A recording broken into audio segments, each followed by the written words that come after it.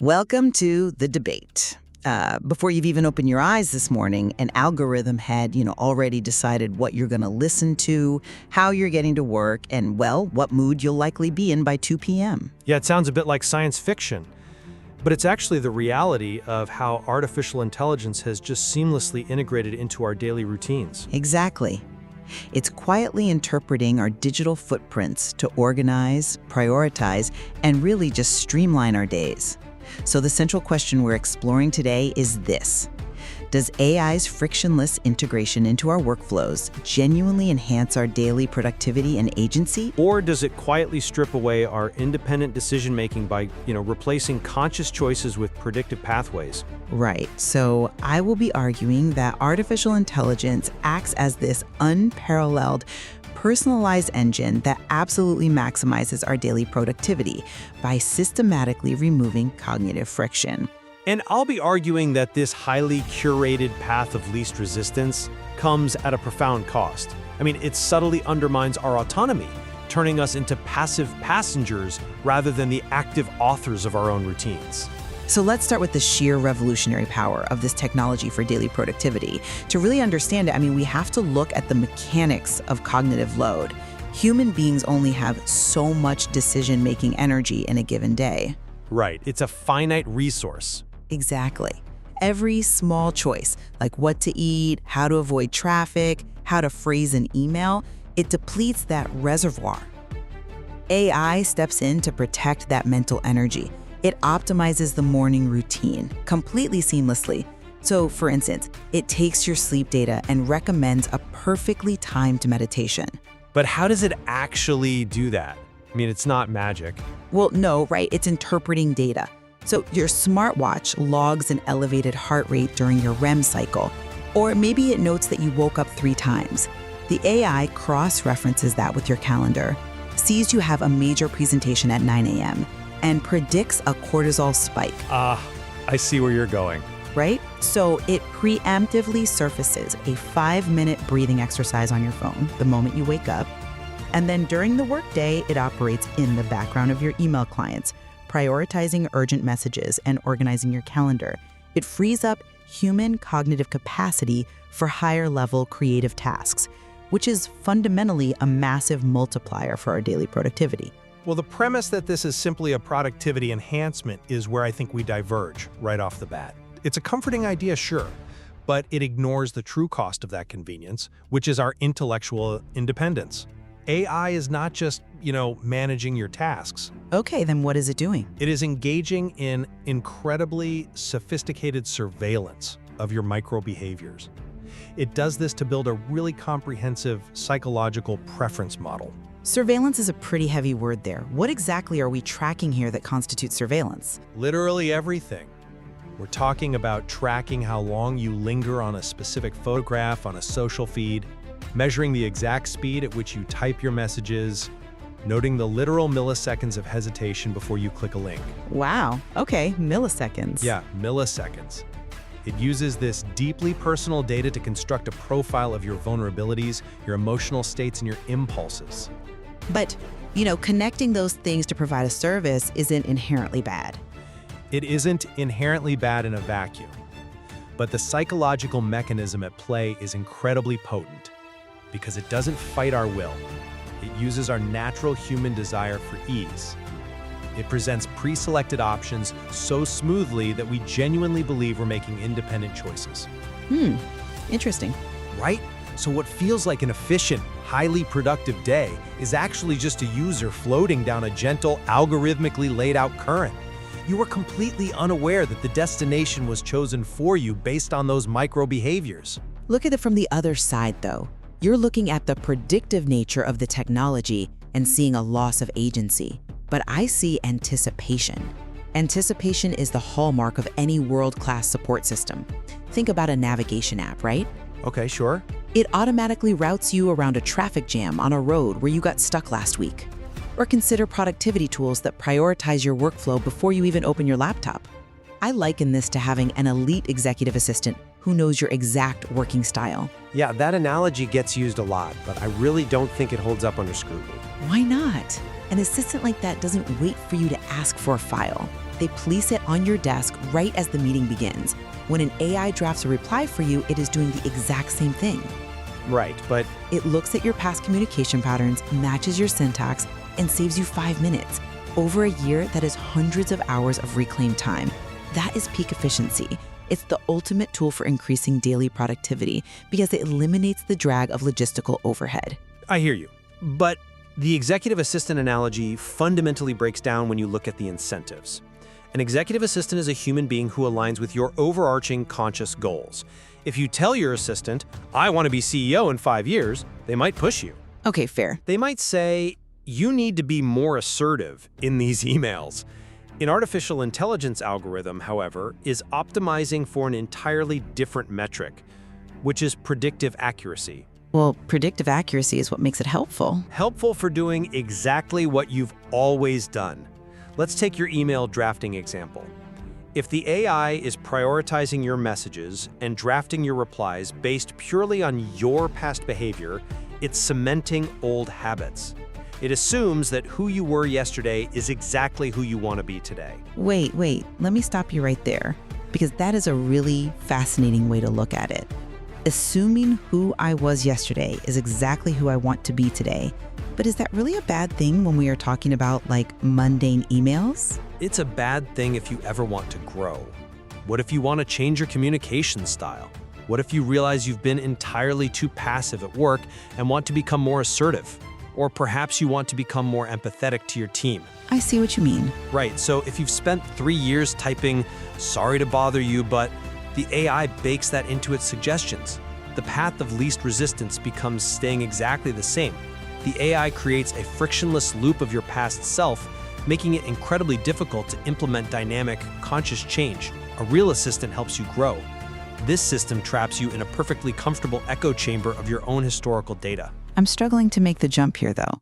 I mean, I use autocomplete on my emails every single day. If the AI suggests, sorry to bother you, and I want to be more assertive, I can just delete it and write something else. Sure, you can. Exactly. How exactly does saving me 3 seconds on an email or predicting my phrasing strip away my intellectual independence? Walk me through that leap, because it feels like you're taking a helpful feature and turning it into a massive philosophical crisis. Because you only have so much energy. You mentioned cognitive load earlier. Human beings are biologically wired to seek the path of least resistance. Right? So when you're tired and you have 80 emails to answer, and the AI presents a fully formed, grammatically perfect, slightly passive reply, you are going to hit the tab key to accept it. You aren't going to spend the extra cognitive energy to rewrite it, because the system has removed the friction. The tool isn't forcing you, it's coaxing you. Coaxing you to save time. And over thousands of interactions, that coaxing shapes your behavior. But that historical data, those past interactions, are exactly what allow the system to be so useful. The AI isn't arbitrarily trapping you. It is interpreting patterns that you yourself established. Right, but If we want to talk about how AI interprets data to drive our actions, we have to look at the tangible benefits of that interpretation. Let's explore a very common scenario. Someone goes to their phone and types the search query, "Why am I always tired?" That is the perfect example to look at, because it completely illustrates the creation of artificial needs. Let's break down exactly what happens when you type that. Okay, what happens? Well, the AI doesn't just read the text, "Why am I always tired?" and pull up a dictionary definition. It connects that query with your age, your geographic location, the current time of day, your recent purchase history, and, crucially, your typing speed. Right. We mentioned typing speed earlier. How does it use that here? If your typing speed suddenly becomes erratic and you're hitting the backspace key twice as often as your baseline, the algorithm doesn't just see typos, it calculates an increase in cognitive load. It links your physical keystrokes to an emotional state. It essentially diagnoses you as stressed, fatigued, or overwhelmed. And what happens next? It provides solutions. Within hours, your feed is absolutely flooded. You are bombarded with targeted advertisements for energy drinks, new mattresses, expensive vacation packages, and premium productivity apps. The system takes a moment of physical or emotional vulnerability, exhaustion, and weaponizes it to drive consumption. Hold on, weaponizing? Isn't that an incredibly dark way to look at a system that is just trying to sell you a mattress or suggest a new routine? I think it's accurate. It isn't supporting the user's daily productivity. It is interpreting their fatigue as a commercial opportunity. It manufactures a sudden, overwhelming need for a supplement or a sleep app, disguising an algorithmic sales funnel as a helpful solution to a deeply personal problem. I see why you think that, but let me give you a different perspective. Let's take a step back and look at the reality of that user's situation. The user explicitly went to the search bar and asked for help. They typed, "Why am I always tired?" because they have a real problem they want to solve. Sure, they want help. They aren't a victim, they are a seeker. If that person is genuinely burnt out, their productivity is already suffering, their daily output is diminished. When the AI connects the dots between their schedule, their location, and their fatigue, and subsequently introduces them to a highly effective productivity method they didn't know about, how is that bad? Because the system's primary goal isn't to fix their fatigue, it's to monetize it. But the outcome can still be positive. If it suggests a supplement that genuinely improves their energy, or a mattress that finally lets them sleep, that is a net positive outcome. The AI is functioning perfectly. It matched a user's stated problem with relevant, actionable solutions in the marketplace. We cannot demonize the technology for successfully answering the very question the user asked. If discovering a new morning routine helps that individual reclaim their energy and boosts their daily productivity, the system has done exactly what we want technology to do. That makes sense in theory, but have you considered the long-term compounding psychological effect of how these so-called solutions are delivered? It isn't just a simple query and response transaction.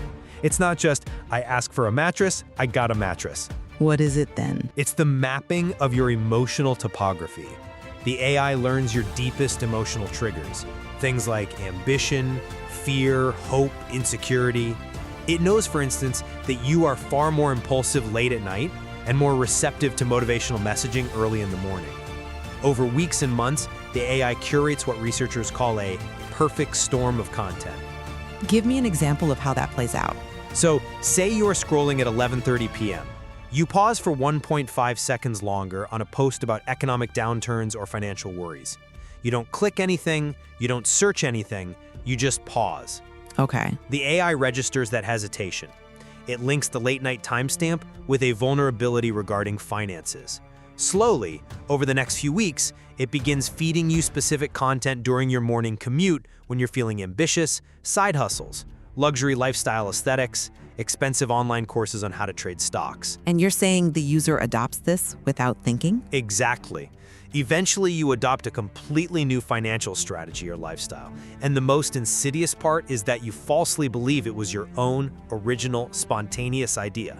You tell your friends, I decided to reinvent my finances. Wow. In reality, the AI planted and watered those seeds, day after day, waiting for the precise emotional moments when you are most susceptible to persuasion. I don't buy that line of reasoning because it strips a human being of all agency.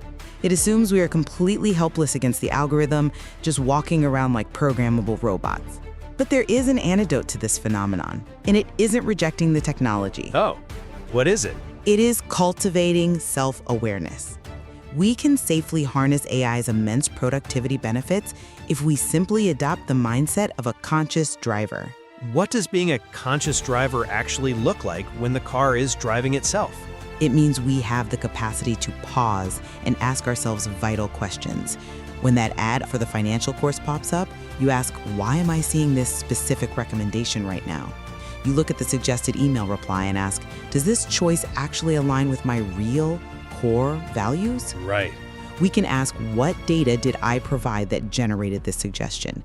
The AI is just a mirror reflecting our digital footprints back to us. By understanding our own emotions, our weaknesses, and our true goals, we neutralize the risk. That sounds incredibly exhausting. It's mindful. We don't have to throw away the most powerful productivity engine ever created just because it requires us to pay attention. We can let the AI handle the friction of scheduling, routing around traffic, and organizing the minutia of our inbox, while we retain the steering wheel of our broader life choices. This is about reclaiming hours in the day to do work that actually matters. Retaining the steering wheel sounds wonderful, but we have to acknowledge how profoundly difficult that is in practice. I go back to cognitive load. Okay, let's go back to it. If a system is designed specifically to remove all friction, to make every single choice feel incredibly smooth and personalized, maintaining that vigilant state of self-awareness takes an immense amount of cognitive effort. But it's effort spent on the things that matter, not on deciding what time to schedule a Zoom call. Is it?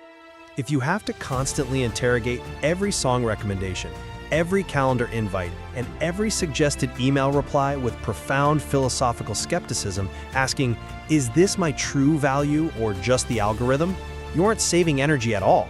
I disagree. You are just redirecting your cognitive load from doing the task to defending your own autonomy against the tool that's supposed to be helping you. The system is so deeply embedded and its interpretations of our data are so sophisticated that distinguishing between our own natural flow and the current generated by the AI becomes nearly impossible for the average person on an average Tuesday.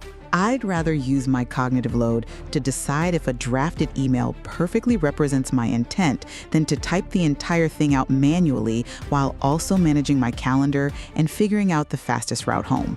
Yes, it requires effort to stay self-aware, but it is an effort of a different, higher order. I see. Choosing not to engage with the AI means accepting a massive deficit in our daily productivity. You see it as a deficit. I see it as maintaining a grip on reality. Well, let's look at the alternative. We would be manually navigating traffic, manually prioritizing hundreds of emails, manually analyzing our own sleep data to guess at our energy levels. The AI interprets those thousands of tiny data points, things our brains could literally never process all at once, to give us a streamlined runway for our day. But a runway to where?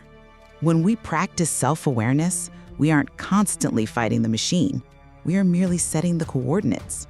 Like an autopilot on a plane?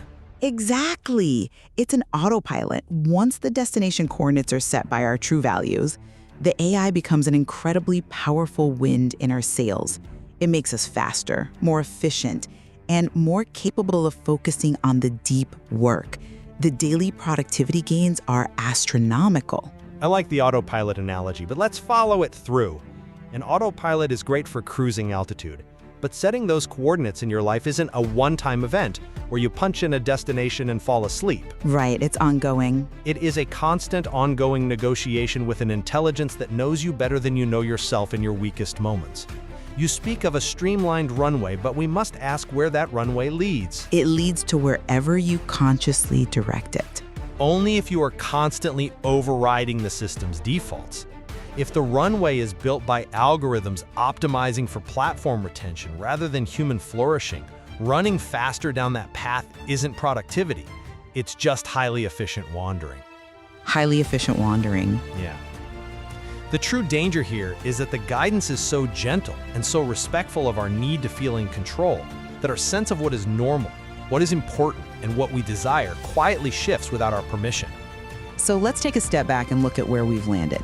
If I were to summarize my position in light of our discussion today, I firmly maintain that artificial intelligence, when engaged with conscious intention, is an extraordinary, revolutionary engine for daily productivity and time management. Right. By interpreting our habits and our needs, it handles the immense burden of logistical friction. It allows us to reclaim our time and operate at our absolute highest cognitive potential. And to summarize my perspective, I argue that because this technology operates precisely by mapping our deepest psychological vulnerabilities and smoothing out all friction, maintaining that required conscious intention is an incredibly steep uphill battle. The cost of this hyper-efficiency is a constant, subtle risk to our fundamental intellectual agency. It is very hard to be the conscious driver when the car makes falling asleep at the wheel so incredibly comfortable. That is a fair warning, yet despite our different framing, it seems we have converged on a very crucial point: the absolute, non-negotiable necessity of self-awareness. Absolutely. Recognizing our own emotional patterns, questioning our impulses like, why we paused on that video, or why we accepted that autocomplete suggestion, and understanding the why behind the options placed in front of us is the only reliable way to ensure this technology remains a powerful tool rather than an invisible director. Exactly. The digital footprints are ours, but the interpretation of them holds immense power. The mechanisms we've discussed today, the keystroke tracking, the emotional mapping, they merely scratch the surface of how deeply our behavior is analyzed and modeled to predict our next move. There is a lot more to explore in this material. It certainly does. And as we leave you to reflect on these dynamics in your own daily routines, we want to leave you with a central question to ponder. The next time your device suggests the perfect morning playlist, prompts you to buy that supplement you were just thinking about, or perfectly drafts an email reply before you've even typed a word, ask yourself, Are you living the life you consciously chose? or are you walking a path that has been smoothly paved for you day after day?